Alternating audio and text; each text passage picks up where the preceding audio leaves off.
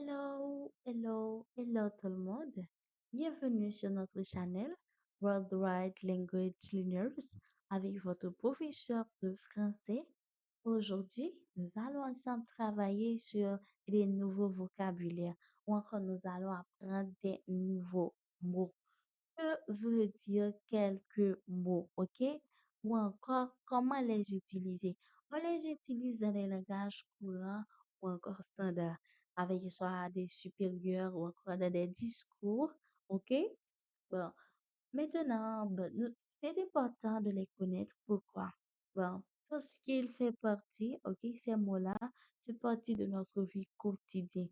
On les entend ailleurs et partout, et surtout pour ceux qui étudient la langue française, ok?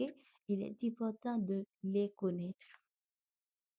Nous avons notre premier mot pour ce aujourd'hui. Notre premier mot, nous, c'est éphémère. Éphémère, que veut dire éphémère? Parler d'une situation éphémère, c'est quoi? C'est dire que cette situation-là ne dure pas longtemps. OK? Ou encore dire qu'une chose est éphémère, c'est une chose qui ne durera pas pour longtemps. OK? Prenons l'exemple. La beauté des fleurs est éphémère, mais précieuse. Oui, la beauté des fleurs est éphémère, vraiment. Elle est éphémère, ok? Elle passe d'un temps à un autre, ok? La beauté, disons qu'elle vieillit, ok?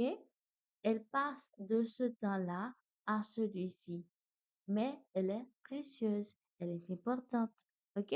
C'est comme, disons, la beauté extérieure d'une femme est, est éphémère mais elle est précieuse. Mais ce qui compte vraiment le plus, disons, quand il y a la comparaison, c'est la beauté intérieure.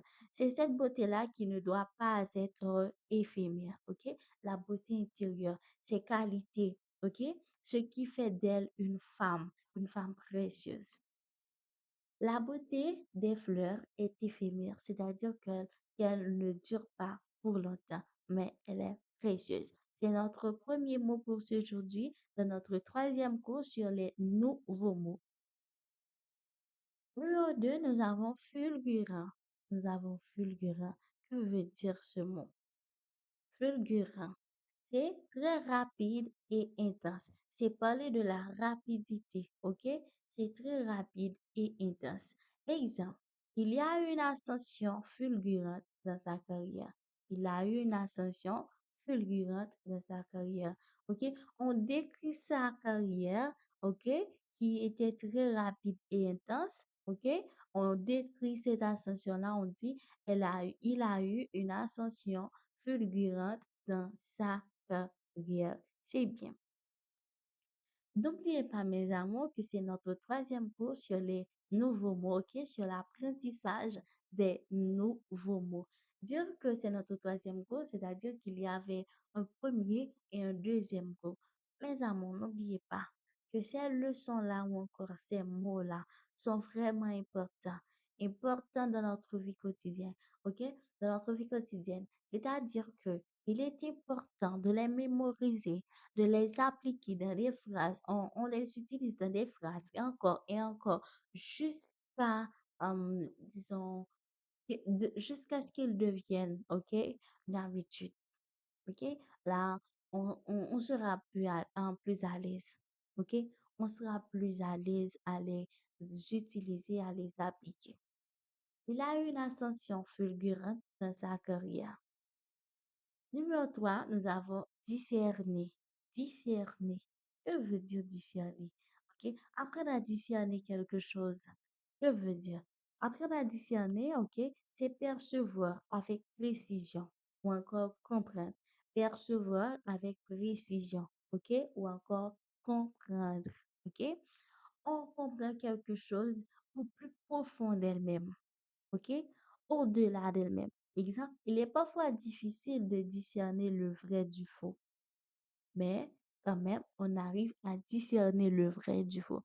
Peut-être que je ressemble dans ce cas-là, mais j'arrive à les discerner. Peut-être qu'ils sont entremêlés, mais que j'arrive quand même à les discerner, ok?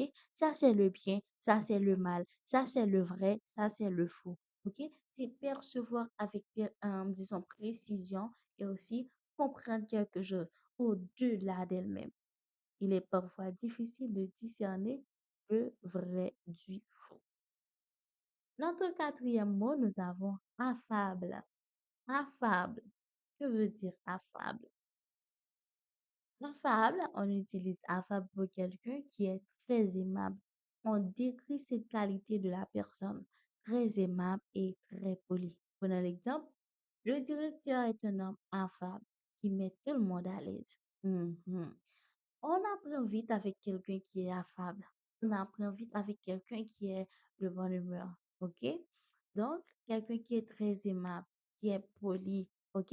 Qui respecte les gens, OK? Qui prend soin d'autrui. Donc, le directeur est un homme affable qui met tout le monde à l'aise. OK? Avec lui, on ne se sent pas ennuyeux, on ne se sent pas gêné, on ne se sent pas dans l'embarras. OK? Avec le directeur, qui est un homme très aimable, c'est la vie en or. Et nous avons notre cinquième mot qui est taciturne. Taciturne. Que veut dire taciturne?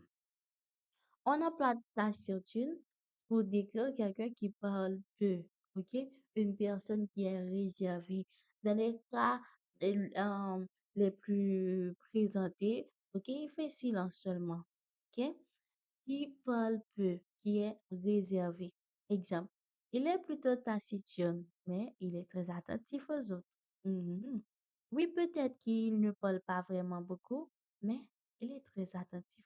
OK? Il prend des leçons. OK? Il regarde tout. OK? Ben, c'est bien, disons, pour une personne d'avoir cette qualité-là. OK? Ben, on réfléchit avant de parler. OK? On se réserve. OK? On évite de parler partout et ailleurs. C'est pas très bien. Il est plutôt taciturne, mais il est très attentif aux autres. Je vous dis merci. Merci, c'était notre dernier mot pour ce aujourd'hui. Environ 5 mots que nous avions appris ensemble. Je vous dis au revoir. N'oubliez pas de liker la vidéo, de partager la vidéo et si c'est votre première, d'abonner. C'était avec vous votre professeur de français. Au revoir tout le monde.